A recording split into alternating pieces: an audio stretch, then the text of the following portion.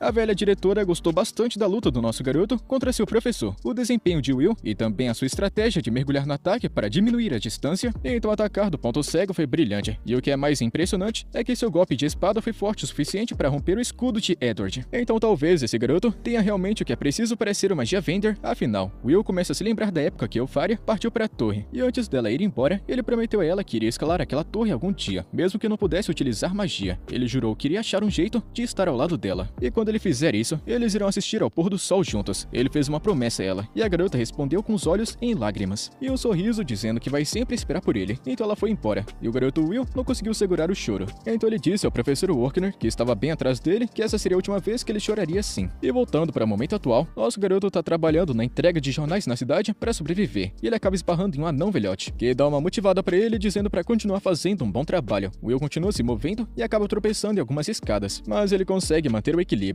e utiliza suas habilidades incrivelmente rápidas para salvar os jornais de caírem, exceto um. Ele pega aquele jornal perdido e começa a dar uma lida, apenas para descobrir que Eupharia acabou criando 12 novos tipos de magia. Ele fica pensando consigo mesmo que ela está se esforçando bastante, e isso motiva ele a fazer o mesmo. E ele então percebe que Eupharia acabou fazendo um pedido para a academia. A cena então muda para seu dormitório, onde ele pergunta para seu colega de quarto chamado Host se ele pode preparar um item mágico para ele. Host está se perguntando por que ele está com tanta pressa. Enquanto Will troca de roupa, ele conta que Eupharia fez um pedido para a academia e vai faltar às aulas para ir até o labirinto e coletar núcleos de gelo dos andarilhos de gelo. Ele explica que vai precisar de um montão de catalisadores mágicos e que os alunos serão pagos por quantos conseguirem juntar. Ele avisa que vai precisar de um certo item mágico para poder explorar o quarto andar. Então, quando o Host vê a animação nos olhos de Will, ele percebe que não pode dizer não. Ele entrega a ele o item mágico e diz que ele fez algumas melhorias desde a última vez que foi usado. Will agradece ele e, antes de cair fora, Host joga um pedaço de pão para ele de café da manhã. E depois ele explica que a Rainha Maga disse uma vez que tudo vem da masmorra e ela encorajou todos a conquistá-la utilizando seu conhecimento. Então, o garoto Will está indo para o quarto andar da masmorra. Ele acaba vendo um bando de alunos lutando contra andarilhos do gelo. Ele imagina que é tudo por causa das ordens de Elfaria e fica impressionado com a forma como ela consegue reunir pessoas apenas com o comando. Ele vê Xion no meio da galera, também explodindo os andarilhos de gelo com seus feitiços de fogo. Xion está pensando que esses pequenos inimigos não vão torná-lo mais forte. Ele está se lembrando de quão forte Will era quando enfrentou um sentinela maligno. O garoto Will está sentindo o poder de Xion e sua sede de sangue e também vingança. Ele sabe muito bem que não será capaz de pegar nenhum andarilho de gelo nesse local, então ele continua indo mais fundo na masmorra e acaba se deparando com alguns monstros atacando uma garota. Ele avança e derrota o monstro tão rápido que a garota não consegue nem processar o que aconteceu. Ela finalmente percebe o garoto Will e entende que o que ela acabou de ver não era magia, foi apenas uma luta de espadas incrível. Will verifica se ela tá bem e ela, nervosa, diz que está muito bem. Ela agradece por salvá-la e Will se apresenta. A garota também se apresenta como Iris, uma aluna do quarto ano. Então a cena muda para o professor Workner, que está dando uma aula na academia, e vemos que vários alunos mataram a aula por causa das ordens de Elfaria. Ele conta aos alunos que nesse mundo criar uma nova magia é uma conquista tão grande que permite que o criador avance para a torre sem nenhum problema. Ele explica que novas magias geralmente recebem o nome de seu criador, como vários feitiços já existentes que possuem o nome dos antigos magos. Ele diz aos alunos que se eles puderem criar uma nova magia, irão deixar sua marca na história. Os alunos acham que parece fácil, mas no fundo sabem muito bem que isso não é tão simples assim não. Uma garota chamada Rose traz a notícia de que leu antes sobre Elfaria criando 12 novos feitiços, e que deve ser algo incrível. O professor diz que é uma conquista impressionante que ninguém mais fez, e Elfaria pode ser simplesmente o maior mago da história do mundo. Por causa disso, toda a classe começa a ficar imaginando se isso significa que a magia de gelo é a mais forte de todas, e agora eles estão pensando em se juntar aos alunos que usam gelo. Colette tá achando que a amiga de infância de Will é realmente incrível, e toda a academia está agitada por causa dela. A garota Rose não consegue evitar e pergunta se ela está com ciúmes de Elfaria, porque tem medo de Will ser levado dela. Colette fica toda agitada escutando isso, e o professor dá uma bronca nelas por causarem uma discussão e também barulho. Colette começa a se perguntar se Will foi para a masmorra hoje só por causa de Elfaria. Enquanto isso, de volta à masmorra, Iris descobre que Will sempre vai para a biblioteca, mesmo com nenhuma habilidade mágica. Ela ouviu falar bastante sobre esse garoto, e o que estão dizendo sobre ele por aí está deixando o garoto um pouco ofendido. Após isso, ele descobre que Iris é uma aluna do quarto ano. Ele começa a pensar se sua falta de talento mágico incomoda ela também, mas ela diz a ele que não se importa, e que ela não pode menosprezar o cara que salvou ela. Ela também diz que ele até pode não ser capaz de usar magia, mas ele tem seu próprio talento, e ela respeita muito isso. Will está confuso com a atitude dela em relação a ele, e o garoto se pergunta se ela está aqui por causa das ordens de Elfaria também. E eles confirmam dizendo que está querendo ajudar a magia Vender e fazer a sua parte em sustentar os grandes magos que guardam o céu. O garoto Will explica que o que ela acabou de dizer não é exagero. Ele revela que as pessoas nesse mundo nunca sequer viram um verdadeiro céu, e o céu que eles estão enxergando agora é simplesmente uma barreira gigantesca colocada pelos magia Venders e sua poderosa magia. Diz a lenda que se essa barreira cair, a escuridão vai engolir todo o planeta, e uma série de tragédias vai começar. Os alunos não estão apenas cumprindo as ordens da torre porque eles admiram os magia Venders. Eles acreditam que estão fazendo a sua parte para sustentar o céu. Então Iris diz a ele que ela realmente conheceu Elfaria. Ela explica que foi há muito tempo, e aconteceu quando ela estava sozinha na masmorra, cercada por monstros. O garoto se pergunta se ela tem mania de ficar cercada por criaturas toda hora. Iris diz que naquela época ela estava em uma situação terrível, e até aceitou o seu destino cruel. Mas então Elfaria congelou todos os monstros em simplesmente um instante, e até ajudou ela a se levantar, dizendo a ela para tomar cuidado na próxima vez. Iris fica toda animada lembrando disso, e ela até conta com os olhos brilhantes que elas tiveram uma longa conversa depois disso. Nessa hora, Kiki, o gatinho mágico, percebe alguma coisa, e Will vai verificar, enquanto Iris continua toda maluquinha falando sobre ajudar Elfaria. Mas ela não encontrou sequer um andarilho de gelo até agora. Ela acha que todos os outros alunos já devem ter derrotado todos eles, e sua habilidade de busca também não tá encontrando nada. Então ela pergunta a Will o que ele tá fazendo. O garoto então diz a Iris que os andarilhos de gelo deixam para trás fragmentos de gelo em seus rastros, mas geralmente esses fragmentos têm apenas 1 milímetro de tamanho. Mas esse aqui tá um pouquinho estranho, é muito maior. Ele tá pensando que deve ter um andarilho de gelo gigantesco logo à frente, e talvez em um local onde a habilidade de busca da garota não consiga alcançar. Iris está se perguntando como diabos Will sabe de tudo isso, sendo que ele nem consegue utilizar magia. E o rapaz diz a ela que magia é realmente muito legal, e também é muito útil nesse mundo. Mas a verdade é que ela não é tudo, especialmente em uma masmorra. Ele diz que pode compensar a sua falta de magia com experiência e também sabedoria. Então ele prepara seu item mágico para usar, mas de repente Will percebe que o andarilho de gelo estava relaxando bem no teto. E o nosso garoto salva a donzela em perigo mais uma vez, logo quando iam ser esmagados. Acontece que esse daqui não é qualquer andarilho de gelo, é um Rex andarilho. E eles ficam dizendo que essas feras são como as versões evoluídas dos andarilhos de gelo. E o monstro começa a girar em direção a eles. E eles contam que esse monstro vale 6 créditos, e é o chefe do andar em que eles estão. Então esse monstro começa a atacar, lançando raios neles. Mas o Will tá se esquivando deles como um grande guerreiro experiente, com Iris bem ao lado dele. Então ele coloca a garota no chão e tenta ir de cabeça para o Rex andarilho. Mas ela impede, e diz que ataques físicos não irão funcionar naquele monstro. E ela conta que esse monstro também é conhecido como o assassino de anões, e pode congelar todo o corpo com apenas um único toque. Mas Will está muito confiante, e diz a ela para não se preocupar, porque ele vai com certeza dar uma bela surra nessa coisa. A criatura tenta outro ataque com raio congelante, mas Will está se esquivando daquele ataque também, e ele desliza para baixo do monstro. A criatura não consegue encontrá-lo, então começa a atacar todo lugar. Iris e Kiki estão desviando dos golpes desesperados. Enquanto o item mágico de Will está grudado no monstro, ele utiliza o fio amarrado a ele para envolver a criatura, e conta que o Rex andarilho é muito fraco contra fogo e também explosões. A criatura tenta congelar o rapaz, mas o garoto coloca fogo no fio, o que acaba ativando a bomba que estava amarrada na ponta, e tudo explode com várias chamas. A criatura é explodida em pedaços. Will está pensando que os itens mágicos de Rust são realmente muito úteis, então toda a energia da garota inocente acaba mudando. Ela do nada fica séria e percebe que tem uma grande diferença entre os rumores e o que realmente estava acontecendo aqui. Ela tá se perguntando como diabos vai contar a seus superiores tudo isso, e Will recomenda que eles simplesmente saiam, porque agora conseguiram o que vieram buscar. Então a garota Iris começa a voltar a ficar feliz e fofinha, concordando com ele. A cena então corta para Iris entrando em uma sala dentro da torre, e ela está removendo sua aparência de disfarce enquanto caminha. Nós descobrimos que essa garota estava disfarçada na academia. Ela é simplesmente uma observadora de mágicos talentosos. Ela entra em uma sala onde 4 dos 5 magia vendors estão reunidos. Ela se pergunta se está interrompendo alguma coisa, mas um cara diz que está tudo bem, porque se a barreira fosse quebrada, o mundo inteiro estava acabado agora. Outro homem está achando que os celestiais estão espionando do outro lado, mas eles não têm os números ou a força para enfrentá-los. Uma mulher chamada Eleanor diz que eles precisam de magos para o grande dia, ou então toda aquela lenda sobre tragédia vai se tornar realidade. Eles perguntam para a garota observadora se ela achou alguém que vale a pena recrutar, e eles dizem a eles que em sua busca ela acabou achando um cara sem talento mágico, mas que realmente vale a pena trazer. Ela explica que o nome dele é Will, e ela sugere que tragam ele para a torre, mas o cara de cabelo vermelho chamado Cario e também a mulher Eleanor não estão muito animados em convidar alguém sem talento mágico para cá, mas Io tá achando tudo isso interessante, e a mulher conta que não quer mais fracotes ao seu redor. Ele diz que ela e Cario estão sendo muito rígidos, e diz que até convidaria anões para a torre se eles não fossem tão frescurentos. Eleanor fica toda irritada porque elfos e anões não combinam muito bem, e ela se pergunta como um cara idiota como Zio conseguiu se tornar uma magia vendor. Cario interrompe a discussão deles e diz que não há necessidade de apressar as coisas. O grande festival de magia está quase chegando, e eles podem tomar uma decisão melhor até lá. Então Zio concorda, dizendo que pessoas talentosas deveriam ser capazes de chegar ao topo da torre sozinhas, e se não conseguem, significa que não tem talento para começar. Ele então vai embora falando que essa reunião acabou, e os outros fazem o mesmo. Elfaria é a última que resta, e Iris diz que o garoto que ela mencionou é realmente incrível. Elfaria está segurando o núcleo mágico coletado por Will, e diz que vai estar esperando por ele. E depois, como parte do próximo teste, em que os alunos irão participar, eles estão todos prontos para lutarem contra golems, e se você derrubar um, você passa. Então vemos que Zion e Colette estão indo primeiro, e os dois esmagam seus golems como se não fosse nada. Enquanto Will está lutando contra seu golem, ele tenta correr atrás do monstro para acertar um soco sólido, mas quando os outros alunos percebem que ele estava apenas tentando atacar com os punhos, eles começam a zombar dele por não usar magia. Isso distrai e confunde ele por tempo suficiente para o golem aplicar um golpe. Do outro lado da sala, os alunos começam a sair satisfeitos com o fracasso de Will contra seu golem. E em outro canto, vemos que alguns alunos não estão enfrentando nenhum problema com os golems. Eles são Lihana e o Ignal, e os dois passam no teste dando um belo de um show. Outro aluno se aproxima e começa a lançar sua magia de gelo com um movimento com sua varinha. Ele envia fragmentos de gelo em todos os golems, envolvendo eles em blocos sólidos de gelo. Esse novo personagem é Julius, e é simplesmente um dos 3 melhores alunos da academia, junto com aqueles outros dois. Lihana está elogiando Ignal e Julius por acompanharem ela. Esse garoto Julius também é mais um cara arrogante. Ele chega dizendo que vai declarar uma guerra amigável contra eles, e vai usar sua técnica final que ele aprendeu há pouco tempo para derrotá-los quando chegar a hora, como sendo um símbolo de sua sincera amizade e respeito. Ele oferece uma rosa de gelo para eles, mas nem o Ignal nem Lihana parecem gostar muito desse moleque metido. O Ignal parece um pouco ansioso para o confronto contra Julius, e esses 3 são basicamente celebridades na escola. Cada um deles já ganharam mais de 10 mil créditos. Alguns alunos estão pensando que créditos refletem no nível de poder de um mago, e o nosso garoto Will não está nem perto disso agora. Ele nem tem créditos suficientes para se formar, e esse é o seu último ano na escola. Enquanto Will fica sentado lá, imaginando o que ele vai fazer, Julius e a sua equipe de baba-ovo aparecem e começam a falar mal de sua falta de habilidade mágica. Will apenas se afasta para evitar problemas, e quando ele sai, ele escuta os caras falando sobre o grande festival de magia. E ele não tinha percebido que já estava chegando. Naquele dia, durante o almoço, Colette chega até ele e conta que a sua única chance de se tornar um magia vendor é ser notado no festival de magia. E sabendo que os alunos tentam se formar com base na sua prática e escrita, ela conta que houve casos de alunos que foram observados sem nem mesmo ter os 7.000 créditos necessários para se formar. O festival de magia é um evento gigantesco que acontece a cada 2 anos, repleto de todos os tipos de eventos, e também possui relações importantes com a torre para descobrir novos talentos. É onde todos os diferentes grupos mágicos lutam pela chance de recrutar os melhores alunos. Não é nenhum exagero dizer que entrar no Instituto Superior pode depender bastante de como você se sai nesse festival. E é dito que existem 5 grupos: a facção do Trovão, a facção dos Elfos, a facção do Fogo, a facção do Gelo e o misterioso Luz Nua. E todos esses grupos, exceto o misterioso Luz Nua, são lideradas por seus respectivos Magia Vendors. Então, se eles gostarem de você, é uma chance garantida. Will não tá achando que ele tem chance de ser escolhido, já que ele está falhando em ser notado já faz um bom tempo. Ele precisa de algum tipo de magia incrível que pode superar os grandes magos. Embora ele esteja ciente disso, ainda existem outras maneiras de ser descoberto. A garota Colette conta que escutou rumores de observadores que podem aparecer procurando talentos, mas Will acha que observadores são apenas um conto de fadas. Ele acha que um cara idiota como ele não tem nada a ver com o festival, então ele quer apenas ficar planejando e ajudar os outros com os preparativos. Colette está pensando que o garoto Will poderia mudar totalmente a forma como as pessoas enxergam a magia, mas isso só seria possível se ele entrasse no festival esse ano e mostrasse o que ele tem. Mas o Will não tá interessado na ideia. Ele tá achando que usar força física nesse festival iria ser muito chato para quem tá assistindo. Ele até tentou entrar no festival no seu 2º ano, mas foi completamente humilhado e também vaiado para fora do palco, apenas por usar ataques físicos. Ele ainda tá se recuperando daquela vergonha até hoje, então ele não está interessado em fazer isso de novo. Os alunos da escola inteira estão se esforçando ao máximo para o festival, e Colette lembra o Will de que além dos magos superiores, vai ter muitos homens importantes da capital. E mesmo que o garoto Will não se torne magia vendor, ele ainda pode ser descoberto para outro trabalho. O festival de magia é um lugar especial para mostrar suas habilidades, então Colette está realmente pressionando Will a ter coragem e superar aquele festival anterior onde ele foi humilhado pela plateia inteira. Mas o garoto ainda está em dúvida sobre participar se ele não pode usar magia, sem falar que naquela vez que ele participou, o festival foi considerado o pior da história só por causa dele. Então Colette vê alguma coisa suspeita e vai até um dos armários, dizendo para Will que tem alguma coisa estranha por aqui, e está muito bem escondida, mas ela pode sentir que tem uma barreira secreta. Will pergunta se ela tem certeza de que não é apenas um feitiço de bloqueio para o armário. Ela conta que a barreira foi feita para bloquear o som e também a visão, e pode quebrá-la com sua magia, mas isso pode ser chamativo e barulhento, então ela pede para Kiki fazer isso. Assim que o gatinho Kiki quebra a barreira, eles encontram uma escada secreta atrás dos armários, que leva até um esconderijo subterrâneo de jogos de apostas. Um grande grupo de estudantes estão lá embaixo, falando sobre quanto vão apostar no festival mágico. Colette tá achando que isso daqui tá uma grande bagunça. É patético ver estudantes transformando seus armários em uma zona de jogos de azar, mas então Will percebe Zion parado na frente deles. Ele fica surpreso ao ver que ele está por aqui, já que Zion não parece ser o tipo de pessoa que gosta de apostar. Zion fica na defensiva e começa a gritar com Will para cuidar da própria vida, mas Colette entra na frente e avisa Zion que se ele começar uma briga com Will sem motivo, ela vai garantir que ele se arrependa dando uma bela de uma surra. Zion fica com medo e então recua. O garoto Will então pergunta de novo o que ele tá fazendo aqui, já que ele não faz parte da multidão de apostas. Zion não tá querendo dar satisfação e responder às perguntas de Will. Ele fica dando aquela disfarçada falando que não é como se ele estivesse aqui para descobrir se as pessoas estão apostando nele. Ele finge não estar chateado porque ninguém acredita que ele possa ganhar, embora ele seja o 4º melhor aluno da escola. E é claro que os 3 melhores alunos podem ter sim um pouquinho mais de crédito do que ele, mas a pontuação de crédito de Zion está na casa dos 9.000. E a única razão pela qual ele tem uma pontuação um pouquinho mais baixa é porque ele falhou em um teste escrito uma vez, mas desde então ele tem se esforçado bastante para fazer créditos. Ele pensa que suas habilidades mágicas estão no mesmo nível de Elihana e dos outros, então ele acha que tem a mesma chance de ganhar no festival do que qualquer um deles. Embora ele não entenda por que passou esse tempo todo explicando tudo isso para um fracassado como Will.